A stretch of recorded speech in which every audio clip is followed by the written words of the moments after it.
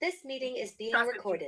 What is going on, everybody? We are back at it again, sitting here with the amazing, the man, the myth, the legend himself, Jim Cross of In Off the Bench. Jim, season 2, baby. Season 2 of Pros and Joes is rolling around. Last year we had Friends or Foes. This year's a little different. We got a couple cats in here today. I'm excited to talk about it. We're back and better. You guys demanded we bring back the Joes. I'm excited to sit with some pros. Today we got Brock Wilken and Tommy Hawke. Guys, how we feeling today? Let's go. Let's do it. I'm hyped. Feeling good. Let's do it. All right, so listen, fellas, we got a lot of things we got to talk about. We're going to talk Milwaukee Brewers. We're going to talk some Cleveland Guardian baseball. But as a Cubs fan, I was very, very interested in how the playoffs were going this year. So I'm going to start off with Brock. I'm going to start off with my guy. Brock, now that the Brewers are gone, I want an honest take. Tommy, we're going to get you next. Who do you got going to the World Series and winning it all? Well, first off, I'm sorry you're a Cubs fan. I mean, that's just brutal take to start off. I try my best. Chi-Town, ride or die, like you said. Well, he's loyal. I mean, look at his Bears right now. He's watching that on the back screen, just hoping they can get a dub. Hey, you and my dad both. You ain't lying. My dad's a huge Bears fan. So, yeah. But I like this year's playoffs. It's kind of got a good mix of everything. You know, the Braves are obviously the favorite to win it all. I think on the AL side, you got the Orioles, who are like a sleeper but not a sleeper, and you obviously got the heavyweight Dodgers, who are always in contention. But I think I got the Braves and the Orioles would be my pick.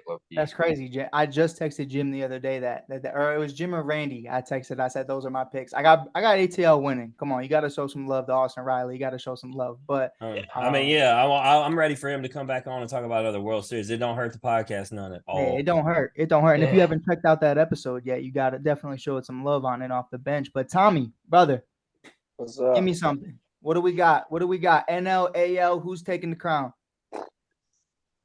Man, I grew up a Yankees fan, so I was an AL guy, but I'm gonna go with the Braves.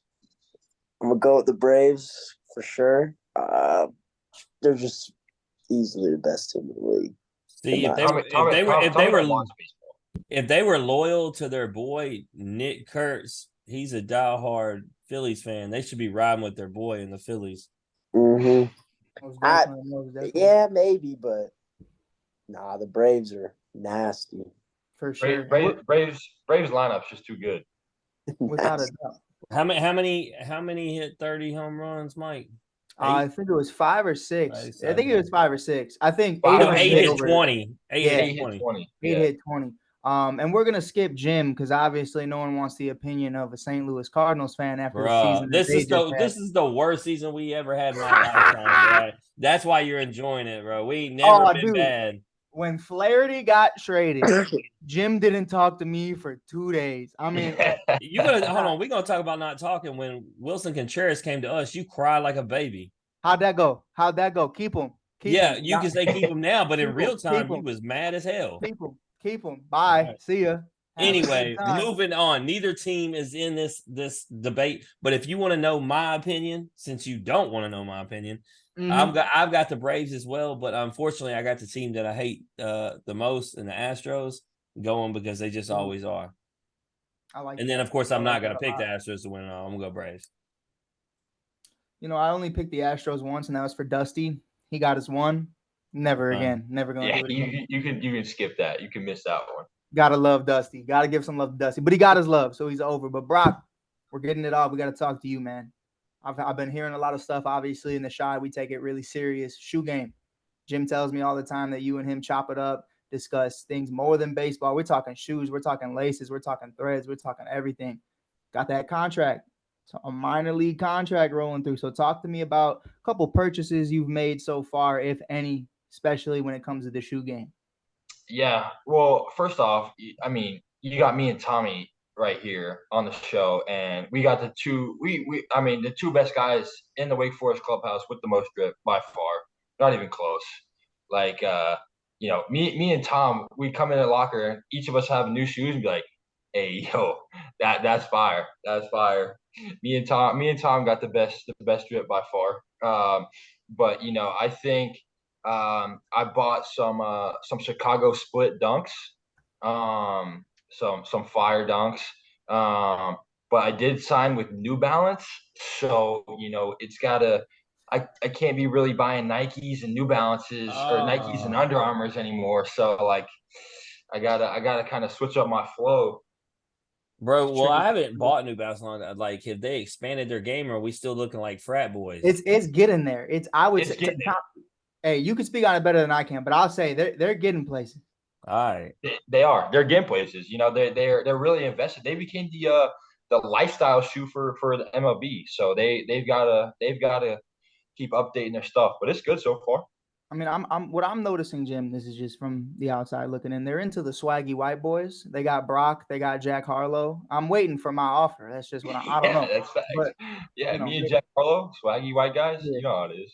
I don't know. I think Brock will put me on though. But me and Brock obviously talk shoes. But the first Wake Forest game I attended in person out there in Winston-Salem, I messaged Brock. First thing I noticed, I looked down and I seen Tommy's cleats when he was going on the on deck circle. That black and gold, oh, they look so sweet. Yeah, you saw that. That's why he makes those ridiculous catches. I think they actually got some extra speed in those cleats. They might. 100%. Tommy, we got it's like you ever seen Like Mike, the movie? Yeah. Come on, have I seen Like Mike? He puts on the Jordans and he can fly. It's like Tommy. He puts on the shoes. He makes unreal catches. No, on God. Tommy, I was just watching some of your stuff today. Jim's been talking about you guys forever, and I was just getting to it, and I'm like, man, I'm watching this kid. I'm like, this kid gets to the league, I'm gonna see some Jordan Nikes on his feet, got the cleats like the Fernando Tatis Jr. stuff. Like, oh, this kid's gonna be one of the flyest kids in the league. But we got a question for you, real here. You know, just talking about it. Aaron Fitt from D1 Baseball put you on his all fit team. Talking crazy. He had so much to say about you. When Jim sent me this, he sent me this quote. I said, damn, I ain't never seen a guy say something so long in my life, because usually you get like, oh yeah, he's got drip, but this guy, he's feeling you. He said, and I quote, we're going to get the whole quote in there to give Tommy some love. Got to stroke that ego. He said, however tall he is, Hawke is a dynamo who made Wake Forest baseball high. Oh, I can't even say. Oh, what does that say, Jim? High octane, bro. Bro, I don't know the word octane. I'm trying though. He said offense go for 2 straight seasons. He can also play on the edge with people around the program compare him to the character Ruth from the Netflix series Ozark, because he's a country kid with a foul mouth who just wants to beat your ass. Talk to me about this assessment really quickly. Talk to me. What's the vibe like after that, Tommy? Is that valid? Is that valid? I mean, you can say it's valid. I mean, I go out every day. Don't really matter what it is. I just try to beat your ass. I mean, don't really matter. I mean, but on the drip side of things, I feel like, I mean, I don't rock like a bunch of accessories and all that shit. I feel like I kind of got my own drip. I wear my shoes. I wear whatever. I just play with I play the way I play, and it creates your own drip. You know what I'm saying? Well, the thing is, he doesn't have to have the drip in the sense of Mike. When he goes out to the outfield, he does his wings because, his last name's Hawke. That within itself is just cool as shit. You know who he reminds me a lot of?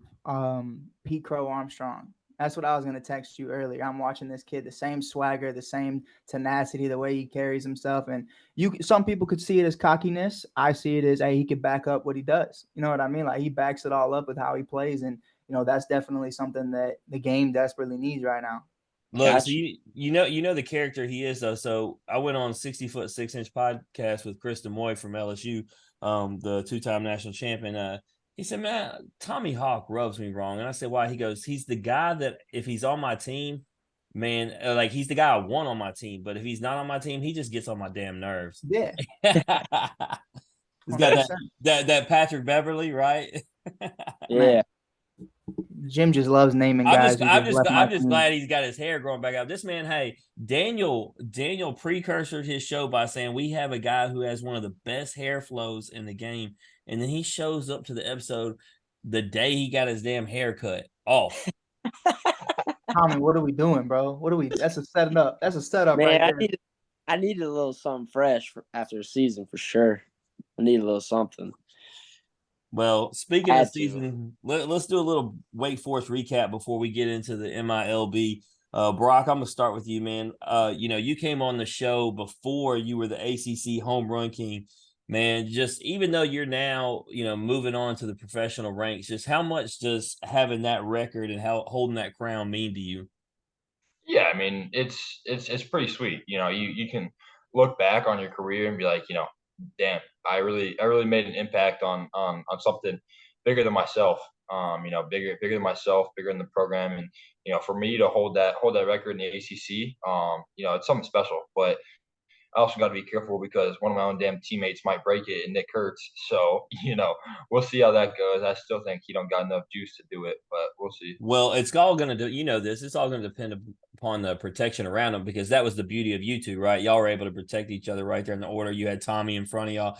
So we'll see how this team lines up. Obviously, they're stacked, and we're going to get into that later. But yeah, the way y'all were able to protect each other, it made it real easy. Nobody could go around you guys. For sure.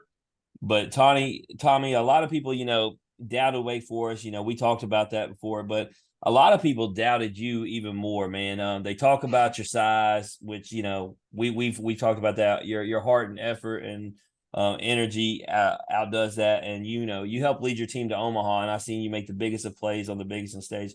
But let me ask you, now that you're getting to the next level, man, are you taking that embrace of hate? Is that something you just enjoy? I think yes, for sure. I think that the way I play the game, it doesn't change no matter where I'm at. I feel like it's kind of been my whole life. I've played it the same way, and it's just kind of like a balls to the wall type thing, and you just kind of rip it. You just fucking full send it, and you just do it. And if you talk some shit, yeah, that shit's fun. You talk some shit to some opposing teams, and you just beat some ass. That shit's always fun. That's just. This is why Aaron Fitt made a great reference, Mike. You see that he's a little angry in that. he's spunky, man. He reminds me of you remember Crash Bandicoot back in the 90s? We used to rock that game. He's got that energy to him, man. He's just breaking shit. Man, you referencing the 90s, man. These dudes. When were y'all born? 02. Oh, okay. Yeah, a little older. Damn, I graduated in 02. It just got real. I'm old as hell. Man, you old as hell. But the dude who made that fake Twitter account of me said I was in my mid-40s. Man, I'm 39, bro. Mid-40. Bruh. He said, hey, let me tell you guys. Got him. I had somebody message me, Garrett Wood, who's now on the Georgia coaching staff, played for Ole Miss, was captain last year.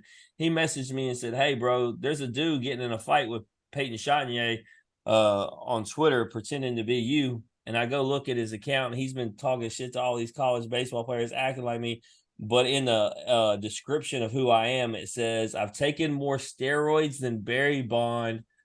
Because I was in the military, I'm superior in knowledge, and I'm in my mid-40s and hang out with college kids to be cool. Anyway, he's an Ole Miss fan. I'm going to find him. Just wait. I'm going to make the news, Mike. But anyway, this show ain't about me. Brock, draft day. Tell us what it's like, man. Who are you with? Where were you at? What were the emotions like, getting drafted in the first round, 18th pick by the Brewers? Yeah, it was, I kind of just had to treat it like any other day. I went through my normal daily routine. I woke up, I got some breakfast. I went to the field with my brothers and my dad. Got our work in there, and went to the gym afterwards. Got a good lift in. Came home, played some wiffle ball in the backyard with my brothers. Took a nap. It was like 5:30. I was like, I'm gonna take a nap. Took a nap, and then kind of just got ready for the draft. And it wasn't a lot of people there. It was kind of like 40 people. 40 close family and friends that I wanted to be there for that day, just because you never know what's going to happen. That day is crazy as hell. So I didn't want to have a bunch of people there and then it'd be a huge letdown. So guys got the small, and then, as it got to the 10th pick, my agent started calling me, and, my range started from 13 with the Cubs anywhere to 36. And buddy, you're telling me, dude, they messed up, Mike. Tommy, you hear this right now? It was a whirlwind. He was talking earlier, man, telling me I'm so sorry. We could have been in this boat together. Brock, come on, man. Hey, you ain't lying. You ain't lying. It ain't his fault they didn't make the pick, bro. You acted like it was his fault. Listen, bro, I just feel like, you know what I mean? If you would have just wore a hat or something. You lost a lot of home runs, Mike. A lot of them, bro. You know what? I had Cody Bellinger. I'll take it. now I just got a little chip on my shoulder against the Cubs and have to go off against you guys every year. It's unfortunate. That's unfortunate. It's just too bad you'll be too far back in the standings for it to matter. But it's okay. They just made the postseason. You didn't. Shut up. Yeah, but like, shh. But what happened? Oh, congratulations! Hey, two more games. But let me tell you this, Mike. We was talking about DB and messing around earlier. Let me tell you this. So we made a prediction on Brock because every draft, he was talking about 13 to it. Man, you looked at every mock draft, he was like 13, 17, 22, 27. You didn't know where he was going to go. So we made predictions. I went with 22nd, so I didn't give my boy enough credit. Daniel Ball, man, 18, and that's where he went. Daniel nailed it. So, yeah, that's sick. That's sick. And it's kind of cool. Like, the Brewers were one of the fewest teams that I talked to the least. Like, I barely talked to them at all. So, it kind of just makes it that much cooler of a story. It'd be like, I didn't talk to these guys at all. They didn't really talk to me. And then, kind of the perfect storm happened and they selected me. And now it's been a great story ever since. I always felt like, and this is just from my personal experience in minor league baseball, like that's really how it goes though. Like that's really the conversations that so many of these guys have, unless you're the number one overall pick. Obviously, those organizations are going to stroke your ego and do whatever you got to do. But I feel like a lot of the time they don't want to show their hand to other organizations. They don't want other teams knowing like, hey, this is who we're picking, because there will be teams like the Cubs, there will be teams like the Cardinals and other people within the division that are going to see those and be like, oh, listen, we got to snatch this guy up. So I feel like that's really how we see so many guys get drafted. Oh yeah, for sure. It was weird because some teams were really like, hey, if we get to your pick, we're taking you. If you get to our pick, we're taking you. And other teams were like, we don't know. He's 4th, 5th, 6th on our list. When that pick gets to us. So it was a really cool day. The emotions were high.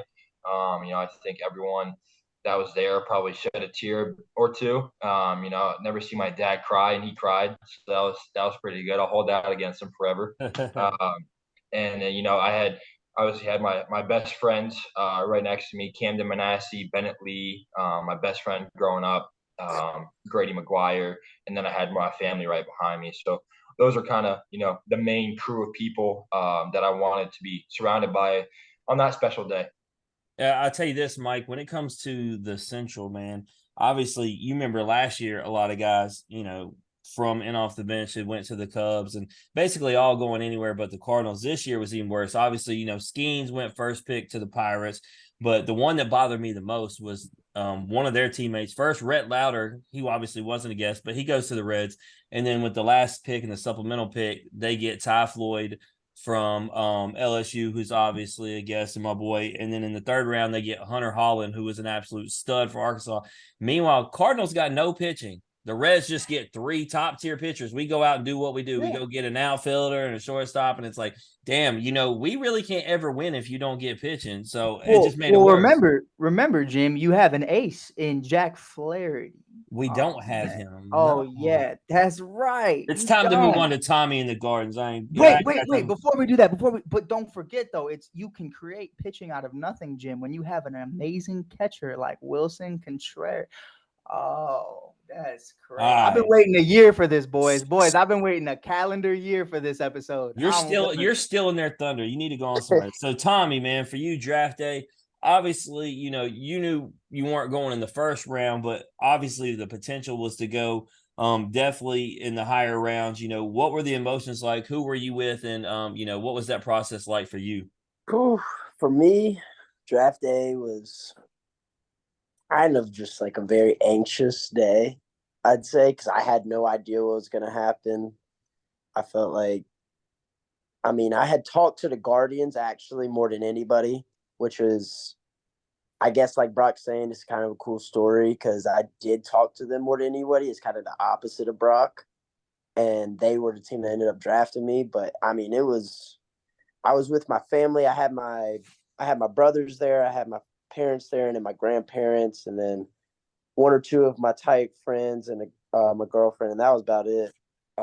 But we were just hanging out, pretty much just waiting for the phone call and seeing what happened. And yeah, and like 6th round came around, and I ended up getting the call, and I actually ended up saying no to the first offer, but taking the second one. But that's just kind of what happened. It was kind of just this crazy day, and just it was very anxious, and just I don't know. I didn't know what was going to happen, so I was just like hanging out with my friends and family and just trying to have fun with the whole thing instead of making it like a very uptight thing. And I was just trying to have fun and be happy with my family.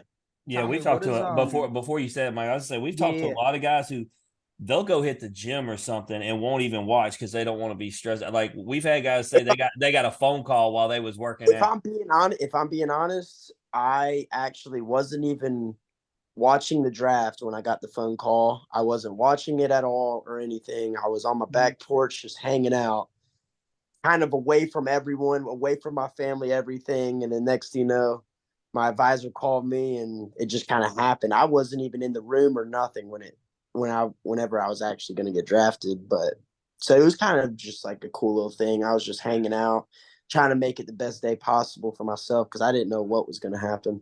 So you declined that first offer though, and you kind of like, I'm curious, like for me, because it's like your worth, and you know obviously you have an advisor. People are like, hey, listen, like we can afford to decline this right now. But is there any part of you that's like thinking in that moment, like, okay, well, what are they gonna say to me declining, and like how is that gonna change like the entire night or how that could go, or were you just like fuck it, like yeah, I know what you picked up on his mentality. That is how he rolls. Okay. If I'm being completely honest with y'all, I got a phone call and I heard the number with the pick that I was getting picked at, and I was like, I immediately just said no, and I hung up the phone.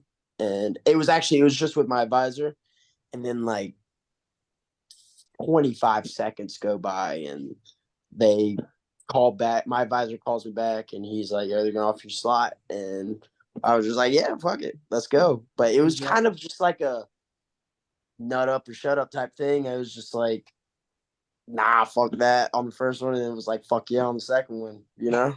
Nah, for sure, man. And that's how I feel like, we have that conversation a lot, is like guys like Drew Gilbert, we talk about all the time, PCA, all these guys, when you understand what you're worth, respectfully, because we're not getting none of you boys in trouble, but like minor league baseball, there's so many levels to it. We got guys who are living check to check, and then we got guys who are 18, 17 years old from the Dominican Republic making $50 million. Like there's just so many different levels to it.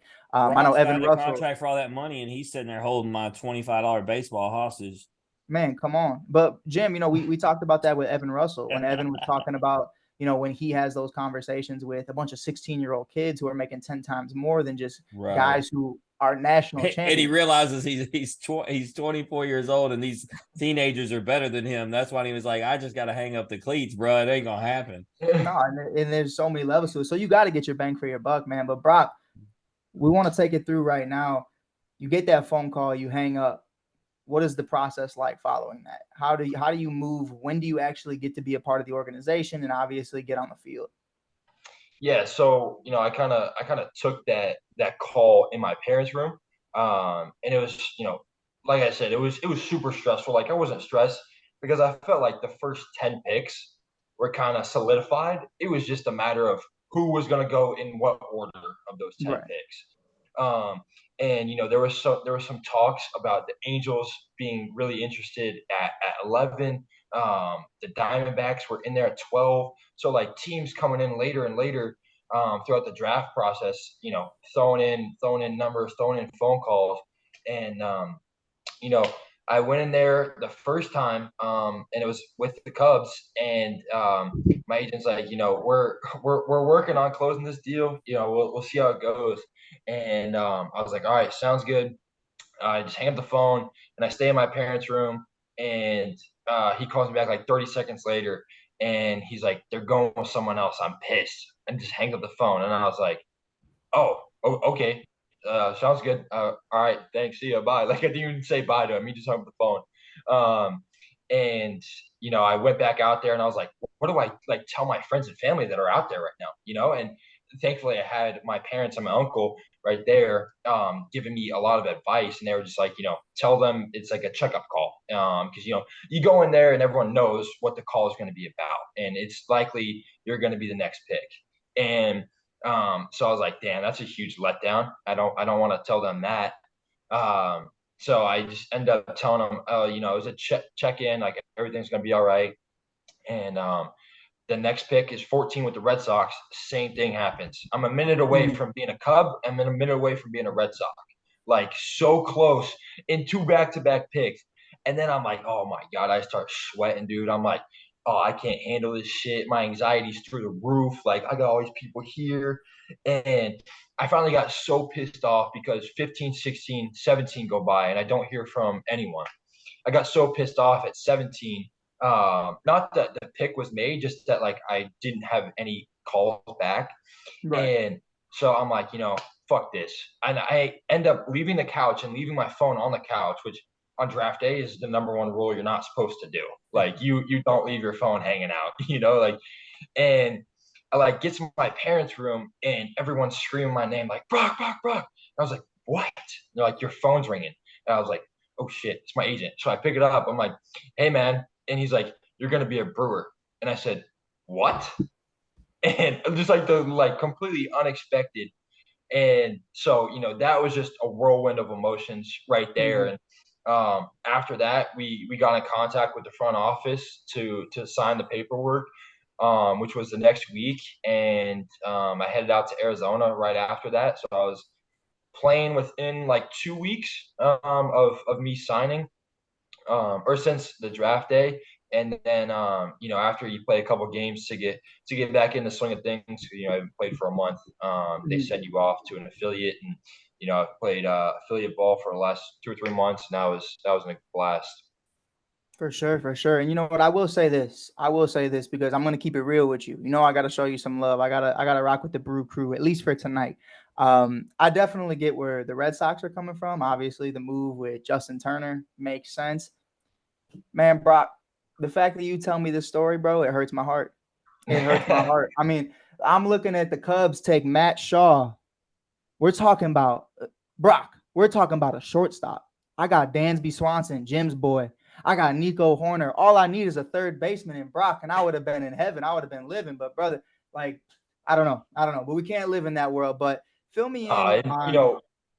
Playing against Matt Shaw, like me and Tom played against him. Matt Shaw's a dude. Matt Shaw's a stud. Like, he deserves that just as much as I do or anyone else does. So, it's gonna be crazy to see what happens and what moves they make this offseason, and maybe the next offseason to get him up there. So it's going to be interesting for sure. Yeah, without a doubt. I was just looking at that, though, and I even texted Jim that night. I said, we took a shortstop. I go, that's crazy. And then the more I watch Matt's game, about pimping out grand slams like it's nothing. But I want to talk to you about what you've seen so far, the conversations that you're having. A big thing I love doing, Jim and I did it so heavily last year on Pros and Joes, is kind of talking about guys that you've built relationships with throughout the organization, and guys that walking into the clubhouse, you're parking in the parking lot, however you're getting there, you want to pick the brain of who's somebody, whether that be in minor league ball or just in the majors, that you're just really excited to talk to, and who have you really built that connection with?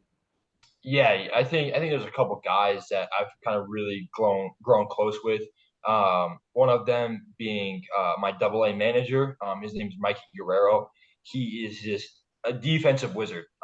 He's really helped me improve my defensive game just over the last 3 weeks here in Arizona for instructional league.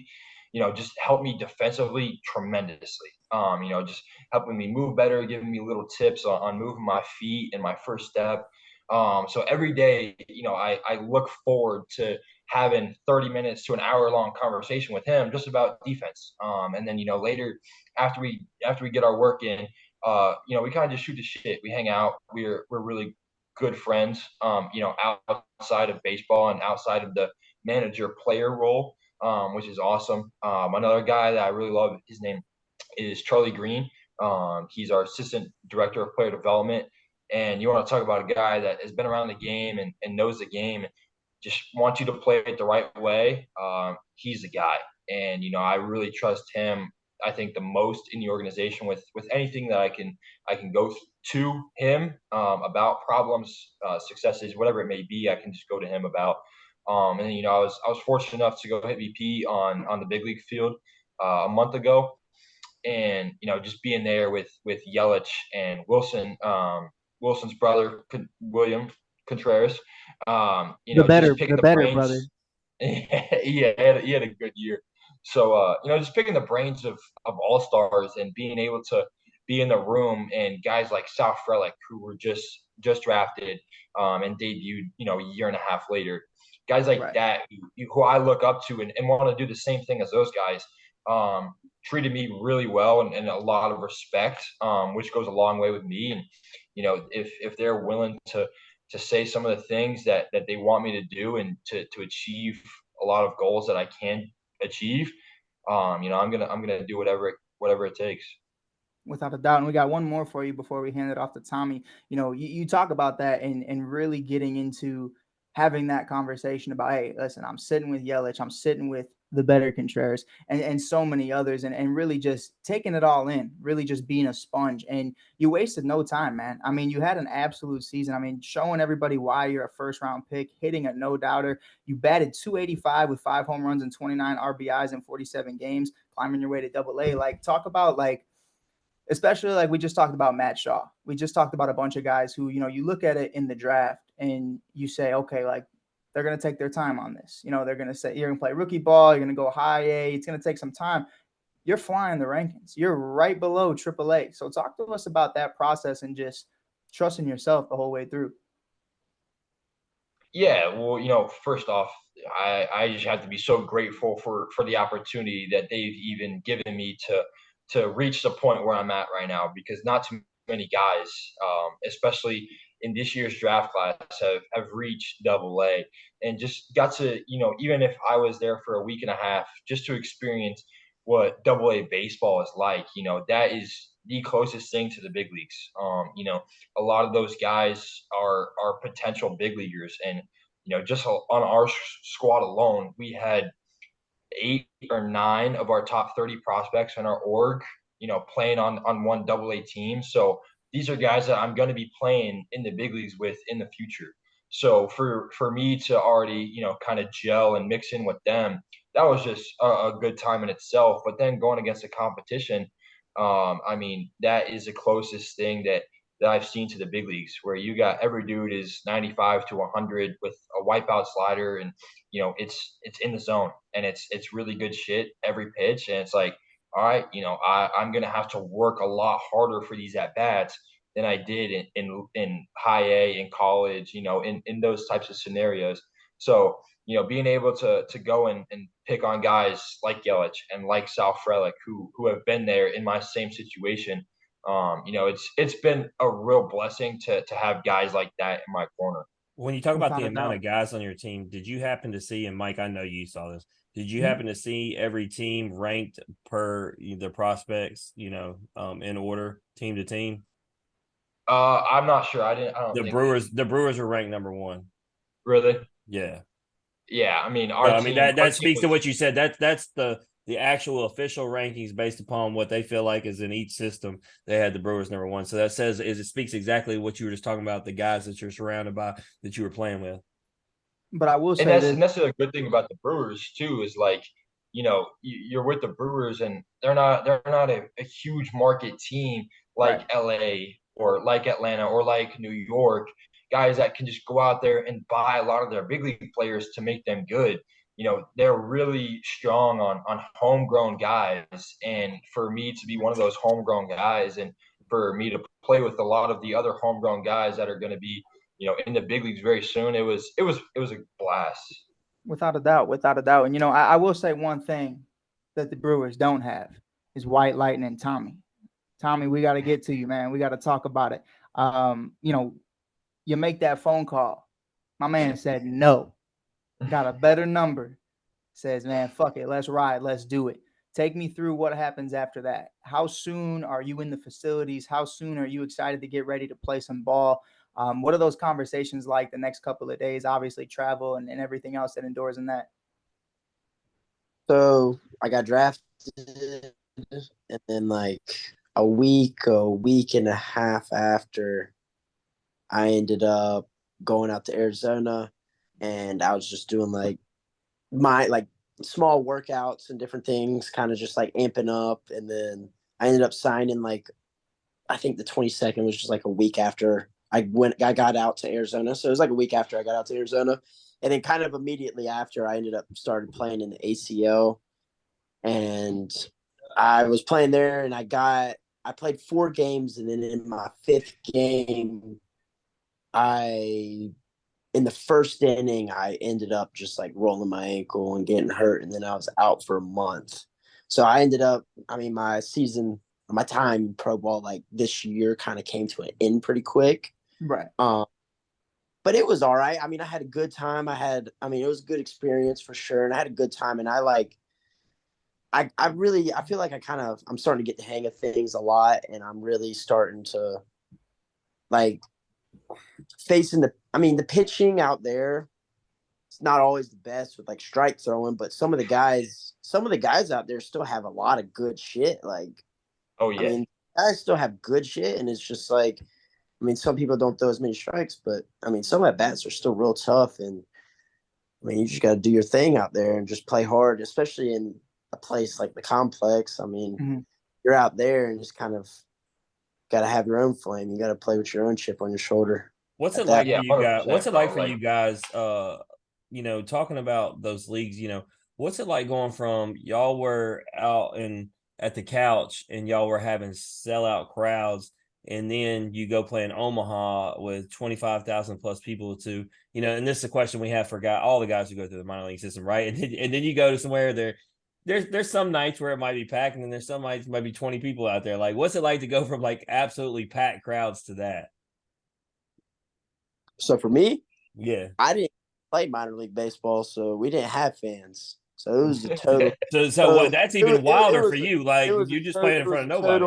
It was total 180 for me, and that's why I said, like, especially when you're in the complex, but anywhere else, even you just got to play with your own chip on your shoulder and play hard. I bet the sound of hitting the ball sounded good, right? Though, because when you ain't got a whole bunch of fans, you can hear it. Yeah. Without a doubt. Now, I was gonna get Brock's, because Brock said he did play. What was it like for you? Dude, it's completely different. You're in front of 10,000 people at the couch, and then we go to Omaha, the pinnacle of amateur baseball. Playing in front of 30,000 people every day, and then you go to the ACL and you're playing in front of 4 people, and those 4 people is either a girlfriend or some scouts from the other team, and you're like, what the shit am I doing right now? And you're probably one of 4 guys that speaks English on the whole ACL team, the complex team. You're like, all right, dude, this sucks. But like Tom said, you just got to have your own flame. You gotta light your own fire in those situations. And for me, it was completely different because I love that energy. Me and Tom kind of this year kind of love that energy and kind of had a lot of flame together. And when we hit a double, we're yelling at their dugout. We're hyping each other up. Like, it was one of those things where if you do that in minor league baseball in a non-playoff scenario, you look like a tool bag, and you're like, who the fuck is this guy? You know what I'm saying? So Mike, let me direct that to you, Mike. Would you bat flip or pimp a home run with 4 people in the crowd? I think there's levels to it. You know what I mean? Like, it's got to be a personal thing for you. You know what I mean? It's got to mean something. You just can't flip the flip. Like, there's got to be something at stake. If it's the first inning and it's 0-0 and you flipping with 4 dudes in the crowd, I'm kind of like, man, like, what are we talking about? Brock, are you still rocking the cradle when you come across home plate? No chance. I think there was one time I did it, and that was because we were in.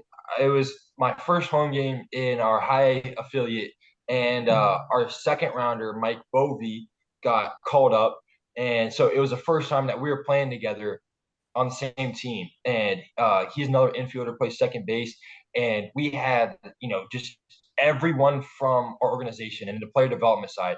Our assistant director of player development, our hitting coordinators were there, our pitching coordinators were there, and they're like, well, we came to see what you guys can do. And it was like, me and Mike look at each other and we're like, did they actually just say that? And it's right before we have to go off for the national anthem. And we're like, oh, thanks for fucking putting pressure on us, guys. Like, appreciate it. And we end up hitting back-to-back homers in our first at-bats. And it was the coolest shit I've ever done in my entire life. And I'm like, me and him getting the dugout, and we're just hugging each other. It was a cool experience, but I think that was the only time I rocked the baby, and I was in the dugout. I'm gonna make sure Nick Kurtz just heard it was a cooler experience because y'all hit back to back, and I'm sure he's gonna take that personally. Now he's definitely taking pro ball experience. Yeah, he's taking your home run record now, bro. It's personal. Bro. He's gonna have that Tommy mentality. He's coming for blood.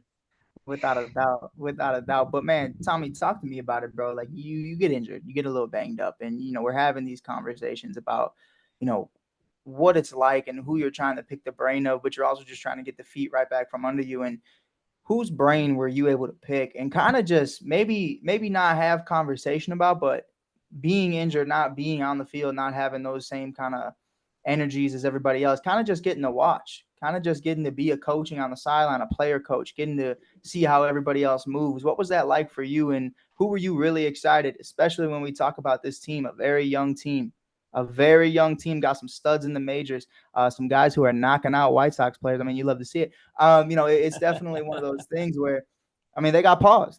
Tommy, and man, Tommy, you know what? Scratch that. Tommy, I want that first question answered. But first, talk to me about your first experience with Tim Anderson when you see him on the diamond. How's that going to go? We kicking ass? Come on, Tommy, talk to me. We kicking ass? If I got to, shit. I mean, I ain't going out of my way to pick no fight, but if we rocking. That's all I know. Mike knows Tim. He's going to go say that you talk shit about him. Watch this. Dude, and you know what? You know what, though, Tommy? Just from this one experience, I know Tim's got nothing for you, bro. He's got nothing. He's got nothing on you, bro. He ain't about it like that. But for real, though, talking about your injury and just being a sponge, kind of having those conversations, who was somebody that really took you under their wing and you just got to pick the brain up? I'd say so. One of our head coach for Instructs, I'd say our head coach for Instructs, a guy named Lopez. He kind of, I think he got hurt last year in spring training or something. He's not playing anymore, but he was always on my ass, but it was in a good way because he was always on my ass in a good way, trying to help me out all the time. And that was kind of a guy that I talked to more than anyone. We didn't really have a bunch of big leaguers around rehabbing and stuff. I mean, we had a guy named Ghost who used to be center fielder for Tigers, who's pitcher now. And I picked his brain a little bit, and it was kind of cool to hear some of the shit he said about the mentality you kind of have to have, especially being at the complex and shit like that. And I mean, hearing his mentality on it, is kind of eye-opening because, he's kind of, I'm gonna say some cuss words right here, but for him, he pretty much put it to me like this. He was like, if I put the hottest girl in the world right here in front of you, would you do it? And I was like, for sure, 100%. And he was like, well, that's what you got to think. That's how you got to think of baseball. He was like, you're just doing the hottest girl in the world every day out here, but it's just, instead of the hottest girl, it's just the hottest fucking place in America. So you're just out here and you're grinding. So, 100%. We got one of the biggest pimps in all of minor league baseball. Speaking of that you might have crossed paths with, our guy Dylan DeLucia. Did you get any chance to see him play at all? Come on, any experience? Well, he didn't play because my man had to have TJ. I have not seen him play. He's been rehabbing, but I will say that dude is a character for one. Dude, all right. So Tommy, let me tell you, I went to Atlanta with this cat. We did a whole big thing, meet and greet, got him introduced to a bunch of rich folks that invested in him, whatever. I did not sleep for 2 nights, 3 days. I sent Mike the pictures. My eyes were so bloodshot. I looked like death because I would not let this dude out of my sights because he had a week until the draft, and he was within off the bench. So I like, and he is such a clown. But what makes it wild is when he gets on that mound, like it's different, man. Like dude shoves as good as anybody I've seen. I mean, I watched him obviously in Omaha do his thing, but before that, he came into Baton Rouge and he gave up the very first at bat. He gave up a home run to Dylan Cruz, and he talked about it. He said it absolutely pissed him off. He didn't give up another hit the rest of the night. Dude is just something else on the mound. But if you take him out of the baseball stadium, he's a clown, bro. Like he cuts up, and like you got to worry about like keeping him out of jail. And so it's interesting. That's why we wanted to know if you ran into him, because we need to make sure Dylan's keeping himself straight. Yeah, he's doing good. He's doing good. He is a character, I will say that, but he is fun to hang around. He is very fun. I will say this too. I mean, Jim, man, I don't know. I can't speak on, especially with Mrs. Cross. Always tuning in to every episode. She's one of the best listeners. But my man looked like he had double pink eye and triple Adderall when he sent me those pictures. Man, I don't know what was going on in those clubs, but he didn't ever go to sleep the whole weekend. It was amazing, and I would not let him out of my. It was 4 a.m. He's like, "Oh, just go ahead and go home. I'll be all right." I'm like, "We in Atlanta? I don't even know where we're at in Atlanta at that point." He's made me go toe to toe, shot for shot with him. I mean, at the time, I'm 37, he's 21, bro. You obviously know how that's going. Mid-40s at that point. I mean, mid-40s according to Twitter. So it was just like. According to X, I am not letting you out of sight, dog. You're not going to jail, and then they're gonna be like, "Oh, he was with Jim from In Off the Bench in Atlanta at an event." No, never seen again, dog. Just lost. Yo, Tom, that kind of sounds like you, bro. Nah, bro, nah. Meanwhile, I take Guidry and Herring to New Orleans. You know what the best part was, Mike? They're both only 19 years old. They couldn't get in anywhere anyway. I didn't have to worry about it. Man, it happens, bro. It happens. I remember being there. The thing is, the event next year that they want me to bring guests to, this is a scary thought for you. They want me to bring them to Vegas, bro. I ain't trying to babysit in Vegas. We talking about Atlanta, New Orleans. Now we doing Vegas. I mean, Vegas is, Mike, Vegas is maybe we should pretend that you're a superstar. They won't know. Hey man, well I'm 5'8". I think they'll know, but that was personal towards Tommy. Tommy 5'8", bro. Yeah, but like there's a difference. You know what I mean? Like Tommy's out here and Tommy's like fuck you. I'm just kind of out here and I'm just like hanging out. He'll teach you how to have the swagger and put it on, bro. I got it. It's just a different level. I feel like, it's a whole different podcast. Mike, you be pulling muscles playing flag football, bro. Bro, dog. When I tell you, bro, like I literally pulled my groin the other day coming off a release. I was so pissed. But Tommy, we got one last one for you, bro. Like really breaking that down on the mentality you have. I'm a short king. I know what it is. It takes so much to get to that level, bro. Like in all seriousness, though, like. Against all odds, no matter what injury, where you come from, no matter who you are, you got to have that dog in you. You got to have that mentality. You talked about the flame. Where you're at right now with your injury, what happened, only playing 5 games, having that conversation. Where are you at right now mentally when it comes to going into this winter and then further? Mentally, I'm in a good spot. I mean, shit happens. I rolled my ankle. Shit happens, and that's just kind of what it was. I mean, it was a fucking routine fly ball, and I was jogging, and I rolled my ankle. It was kind of just like bad luck or some shit. I don't even know. And it was actually at the Brewers field. It was actually at the Brewers set field, you up, bro. In the stadium too. It was at the Brewers. But yeah, in center. What's up? In center. I was playing left field. Oh yeah, left ain't. I ran in. It was a routine fly ball. I probably ran in like 30 feet, not even.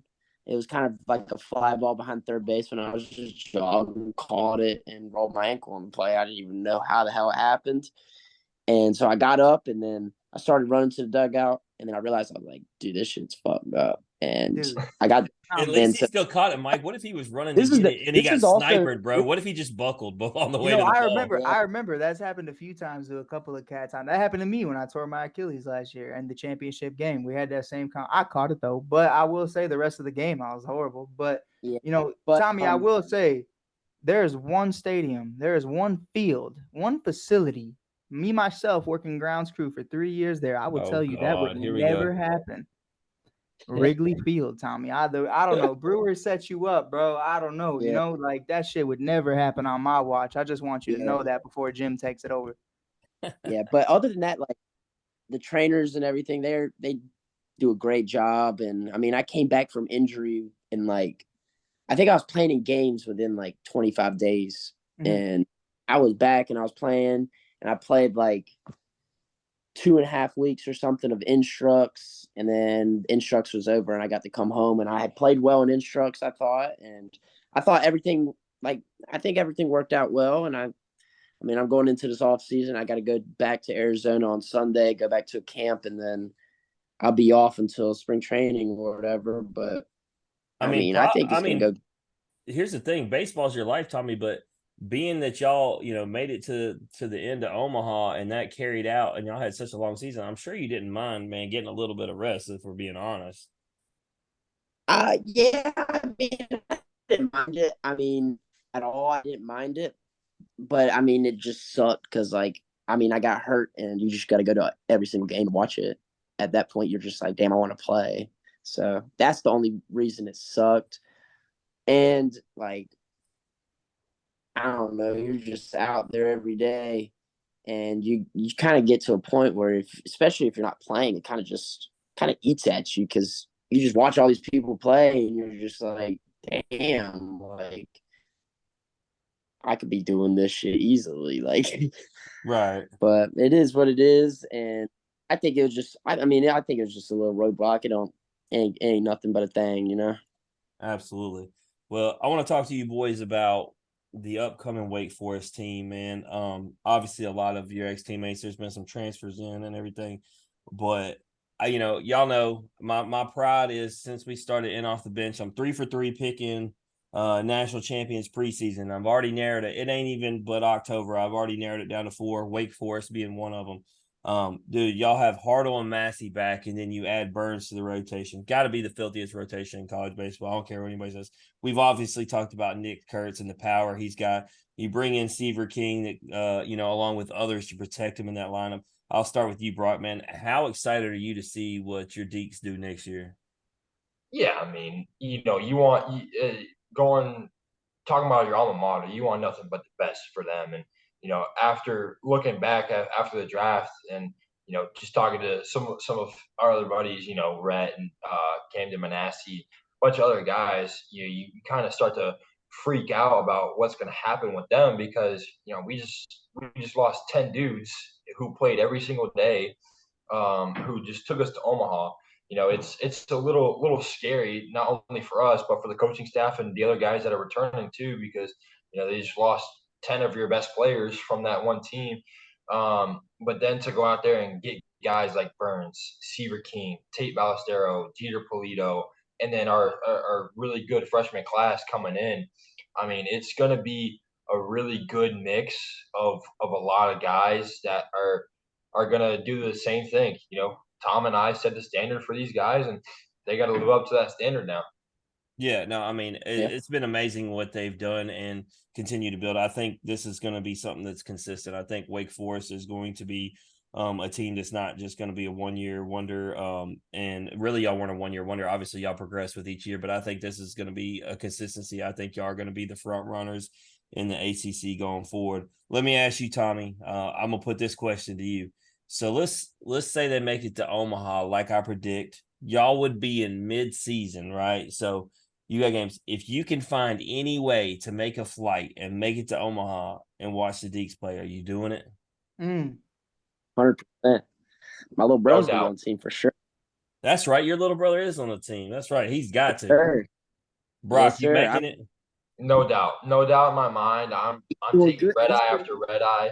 Like I'm being there no matter what, just because I know how cool that experience was for myself, and to share it with guys like Tom and Cam and Nick and all of our teammates. It was just such a special moment. So if I can be there in any way, and even give some motivation or whatever, whatever it may be, to just be there, I think that would mean the world to me, especially making it back-to-back years.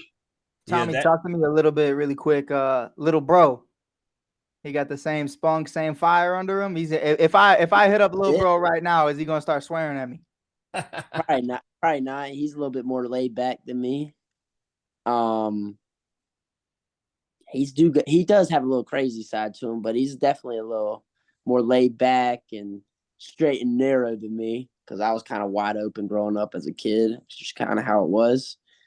He played the outfield also. He learned a lot from me growing up because I would always do the wrong shit, and he'd still do the wrong shit, but he just knew how to get away with it at that point, right? There it is. So, there. He said he robbed the bank, Jim, but instead of going right, he went left. That's what I just want to know if he plays outfield too, so he has the opportunity to show out. he plays middle infield. Oh, okay. Yes, sir. He plays middle infield, and been hearing he's doing real good. So it's kind of exciting for me to hear because he's transferring from North Carolina and going to Wake, so it's a new spot for him. He's got to prove himself again, and he's doing that, and I'm really proud of him for real. Well, without knowing anything other than the fact that you just said he was even on North Carolina's roster, that Wake would even pick him up, and that he's related to you, I have no doubt that he's got talent and he's gonna do big things. Yep, you're gonna see this year. That's what's up. Talking about the Omaha thing with you guys, it's one of the things I'm very appreciative of you guys. That video that Spit and Seeds took that I didn't even know they were taking, where Mike, I don't know if you're aware of this, LSU was coming in on the other side, and me being an LSU fan, I went over to the Wake side because they had lost, and man, I wanted to let my boys know how proud of them I was, and they happened to get me and Brock in a long conversation and a hug and everything, and then him taking a picture with Jackson, the same thing with Kurtz and Tommy and everything. And the reason is because there's no doubt in my mind, man, like Florida was not the other championship team. And I know everybody you say what you want. That was the best two teams, and that was the best matchup. And I respectfully had to go over there, Mike, and pay my dues to these dudes. And it's also because I'd been talking to them all year, right? Like I went all the way to Winston-Salem. Me and my son drove to go see him. Brock took care of me, got the tickets and everything. It's like, man, I really grew a relationship with these dudes, and they really were the adversaries. Easily could have won the championship. And so I put LSU to the side to come see them. And then the fact that somebody filmed that without me knowing was pretty cool, man. And so, man, I just appreciate you guys for, letting me be along for the ride to just enjoy, an experience as like a Wake Forest fan on the side. I know some people frown upon that, but if y'all weren't playing LSU, I was 100% behind y'all in every game y'all played. Yeah, it was fire, dude. I mean, again, you talk about it. I think our 3-game series with those guys was the national championship. You can say whatever you want, but for it to come down to those 3 games and for it to be those 3 games like that in a row, I mean, you couldn't have if you're a fan, you got your money's worth with those. Yeah, you're going to extra innings, whereas in the Florida series you had 2 LSU beatdowns of Florida and a Florida beatdown. It wasn't close. Whereas you had massive pitching duels and games going to extra innings. Like, I mean, the pressure was on. Like, I mean, I can only imagine being a player in that because as fans, we're sitting there like holding our breath. Like, and then you had the 2 best pitchers. Undoubtedly, no one can ever convince me otherwise going head to head. And so, yeah, no, it was cool. But, I'll ask you guys on this upcoming team, are y'all bold enough? Obviously, you have Burns and Kurtz right now on the current mock draft board. You have Kurtz at 2 and Burns at 5. And then obviously they're both on the preseason Golden Spikes watch list. Will either of y'all be bold enough to say a Wake Forest player goes number 1 or gets Golden Spikes? And even bolder, if you do say that, who you got? Personally for me, if Nick Kurtz has a remotely close season to the season he had this year, I mean, he in my own opinion, that's the best hitter in the country. And he's produced like that for 3 years. He's no doubt in my mind the best player in this upcoming draft, high school or college. And he's also a winner, and teams love that. So I think he's got a shot to do both of those things. If I'm being honest. What about you, Tommy? You gonna go out with that same limb? Yeah, I mean, Kurtz is like one of the best hitters I've ever fucking seen. So Yeah, Yeah. I think it's definitely him, or I think that's why I brought up Burns, because Burns dominated in the SEC, and he's coming over to the ACC with the pitching lab, which y'all are well known for. I can't wait. Nick's already told me when I come out there, he's gonna give me a tour of the whole thing and everything. With what y'all are developing over there, and with what Burns' Filth already got, I think between what he's going to be doing from the bump and what Nick can do, hitting. I think it could be either of them, and you could be talking about a possible scenario. I know I might be reaching, but it could be a repeat of what LSU just did with the number 1 and number 2 pick coming from the same team. Yeah, you ain't lying, dude. Like if they both go out there and just do what they're capable of, it's gonna be a repeat. And I'll just hit back on that Wake LSU game, especially that final game, and you look back at it and you realize how many actual dudes were on that field at one time. I mean, it's got to be the greatest college baseball game ever played, because you're looking at it and you got 4 first rounders this year. You got at least 4 more next year on both teams that were already there, not including transfers that are coming in and all this other stuff. And then you got the other 8 guys and the other 10 guys that were drafted from LSU. So you have 23, 25 guys drafted in 1 year from that one game. I mean, that's something that's going to be talked about for the longevity of college baseball, in my opinion. Yeah, absolutely. Can I Jim, really quick? Can I No, you're a Tennessee fan. Nobody wants to talk about it. Oh, I'm not talking Tennessee. I just want to know. I don't know if he's watching live or what's happening, but Randy Jowers just sent me a text of in off the bench and said, "I'm spying on you," and I was like, "What are you talking about, bruh?" I don't know if y'all can see. Hold on, let me get. He sends me a picture. I sent him that picture, bruh. He sends me He sends me this picture of us, all 4 of us. I'm like, this shit ain't live. No, I sent him a picture, and you know why I sent it to him? Randy hates that I make in off the bench PG and don't let him cuss like he wants to.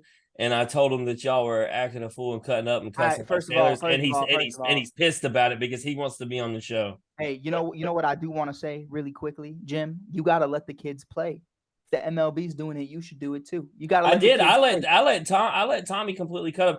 No, prior to Tommy, only one guy, and we brought him up already. Dylan DeLucia came on right after the College World Series, and just, man, he let it go because that was me and you. You filled in that episode. I remember that. But anyways, let's finish this thing out, man. These guys got a place to be. Let's do this or that. It's got new questions from the last time y'all were on. Y'all know how it goes. I give you 2 options. You pick one or the other. Can't say both. Can't say neither. I'll go Brock, then Tommy in each question. So first one out the gate. Would you like breakfast for breakfast, or do you like breakfast for dinner? Oh, I'm a big breakfast guy. I think both options are hard to choose, but I'm going breakfast for breakfast. All right, Tommy, what you got? Breakfast for breakfast. Y'all both suck. Breakfast dinners with that. But here's what I gotta know: the go-to item, Brock. What is the item that you have to have for breakfast? It's gonna be a hot take, but it's gonna be a sausage, egg, and cheese McGriddle. Okay. What about you, Tommy? Man, I just like some plain old bacon or sausage. I love Tommy so much, bro. Like, it's not even funny. I mean, he ain't wrong. If you just got bacon, you'll be okay in life. Tommy can come to any hood in Chicago, and he is welcome any day. That is the breakfast of champions on this side, my brother. Shit, maybe a piece of toast with that shit. I'm actually scared of the idea of the 2 of y'all together. Mike, you're kind of keeping it toned down. These dudes don't know about these messages or phone calls you be giving me in the middle. Hey, listen, bro. I don't know what you're talking about because it is a Chicago tradition. Teach you when you're young. Go Bears, go Cubs, and I didn't do it. So I didn't do it. I don't know what you're talking about. Do you want to tell them why you got kicked off the team in high school? Because you were passing a joint through the window at school? No. I don't Exactly. Elite athlete. First of all, I've never heard of people passing a joint through the window at school. And first of all, I do want to say they lost 2 games straight, and then I was right back on the team, and we won a championship that year. So you know what? Consistency is key, boys. You got to stay consistent. Don't say you miss me and want to kiss me when y'all 0-2, but whatever, bro. All right, Brock, if you were left on an island, and you were stranded there, and your options were either by yourself or with your worst enemy, what are you doing? My worst enemy. Jeez. Who's my worst enemy, Tom? Jesus Tommy's Christ. like, how am I supposed to know? Yeah. I don't know, bro. I'd probably fend for myself. I wouldn't trust that motherfucker. Tommy's probably picking his enemy and gonna fight with him every day. I'm rocking with my enemy. They piss me off. They ain't gonna be my enemy no more. I'll tell you that. I'll be rocking alone. I think the best answer I've heard so far is Ain't nothing you about can. it. But you at can least I need some company. I'm gonna need some company. The best answer I've heard. I so like far, talking, even if it's with someone I hate. Even if it's with someone I hate, I still love talking. Y'all may hate this guy. I'm gonna bring him up because he's had the craziest answer to this question. So obviously Griffin Herring had a hell of a game against y'all in Omaha, the LSU pitcher. This man said he would pick his enemy because if he was out there long enough and starving, he'd eat their ass. And I was like, oh, okay. His dad texted me after dad texted me after he heard the episode. He goes, my son just put out there for the world that he's a cannibal. Or not a cannibal. Or not a cannibal.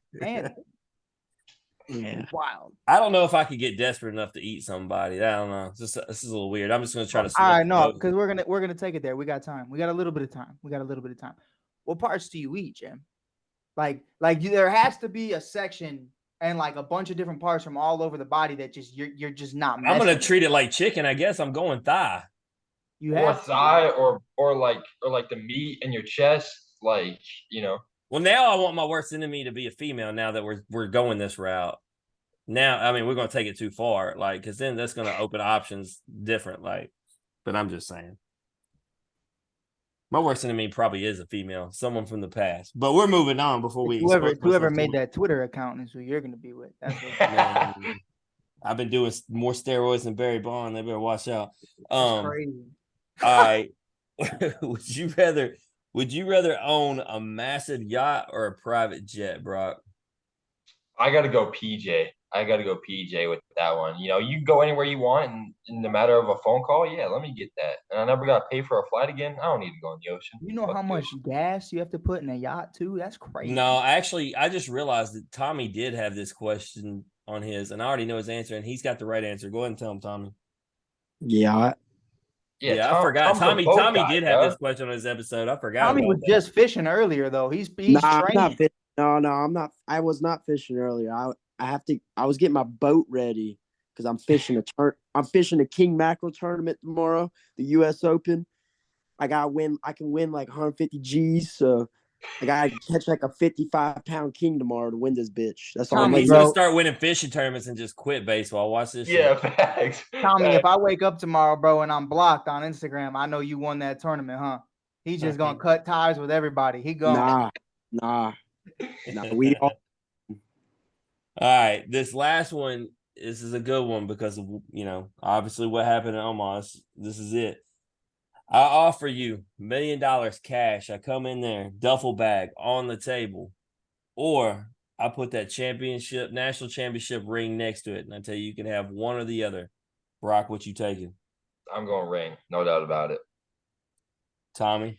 I'm taking that motherfucking money, boy. Hell yeah. I already lost that shit. I'm outie. That's all I know. I already lost. I already know what that feeling's like. Bro, but you don't know what it feels like to win. You don't know what it feels like to win. Well, no, I'm not. I don't know what it Hold on. He plays for the Brewers. Hey, I don't know what it feels like to have $1 million either. So look, I'll be honest with you. I do, so that's why I ain't choosing it. So we've had 24 guests this season, and it took to the 24th episode to have somebody actually pick money, and it was somebody with a national championship ring. We had the star player from Kentucky volleyball on, and she straight up said, "I'll give you my ring right now for $1 million," and not even think twice. And I was like, "Damn!" It took 24 people because everybody else like, "I want that ring," and it's like y'all say that if I drop the duffel bag with $1 million cash in it, I want to see you actually turn it down and keep your ring. I ain't turning that shit down. Me neither. I'm going straight to the casino or something with it. Mike, I'm gonna ask you it from a different perspective, a fan perspective. I tell you, I give you $1 million right now, or I'll up the ante for you. back-to-back Cubs World Series. A Millie. No, he won't. Listen, bro. No, he won't. No, he won't. No, he won't. The reality of the situation is where I come from, bro. And where I come from, bro, I gotta get the fuck out of here. So I'll take the Millie. I'll take the Millie and go I've Braves. offered you to come down here to Memphis, just like you said you wanted to come to the. I got the Grizz Suns tickets down by the floor. It's on you to get here. Man, I'm wearing my KD cupcake shirt. I got my D Rose jersey ready. I'm here for it, bro. But listen, man, I want to say first and foremost, we're so happy to be back. Jim and I have been trying to get this going. They had your boy working overnights for a while. I couldn't do pros and Joes. I hated it, but we're gone. It's all FedEx all the way. Fuck UPS, right, Tommy? But with that being said, appreciate you guys coming on. You can check out these fine gentlemen on Instagram and all social media accounts. You can check Brock on brock.wilken and then Tommy Hawke with 2 E's. No periods, no underscores, straight raw, just like his game. But love to see it. You can check Jim Cross, the real part of me. I have to actually say this because I guess people have time in their day to make fake Jim Cross accounts. I guess that's how you know you made it. You can find the real Jim Cross at jcross2146. You can find me at theshy.kid. That's CHI.kid. We appreciate you guys for tuning in today. Next week, we got a couple of legends. Number 1 overall pick and 38th overall pick, Paul Skeens and Ty Floyd.